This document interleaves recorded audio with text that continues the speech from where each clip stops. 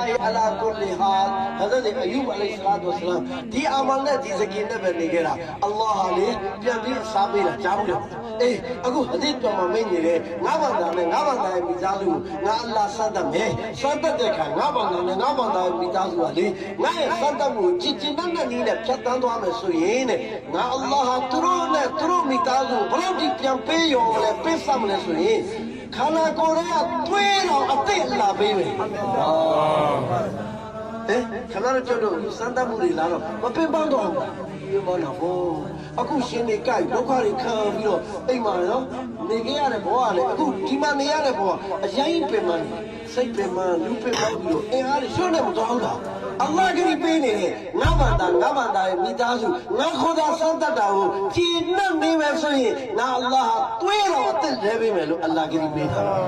ခဏတော့ကျွန်တော်ဘာနာစရာရှိတယ်လည်းပြောကြည့်သိပါမရှိပါဘူးကျွတ်တို့ရွာကဆဟီဒ်ရှူဟာဒါတွေ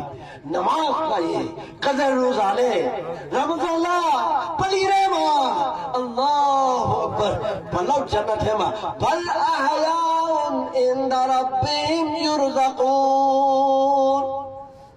ကျွတ်တို့ခဏရရဲ့ညီလေးတွေကျွတ်တို့ခဏရရဲ့အဖာတို့ကျွတ်တို့ခဏရရဲ့တူလေးတွေကျွန်တော်ခဏရရဲ့အဖိုးတွေအလ္လာဟူအက္ဘာအဖွားတွေပလီထဲမှာအလ္လာဟ်တော်ပေးဆက်လိုက်တာရှဟီဒ်ရှူဟာဒါလူသားတွေးအားဖြင့်ဝမ်းနေတယ်တွေးအားဖြင့်အမှတ်ရတယ်ရှဟီဒ်ရှူဟာဒါရဲ့မိသားစုတွေတဆလီလို့အလ္လာဟ်ရဲ့ကျင့်မှုရမှာရှဟီဒ်ရှူဟာဒါရဲ့မိသားစုတွေဆလမ်ဆိုအလ္လာဟ်ရဲ့ကျင့်တဲ့အာမန်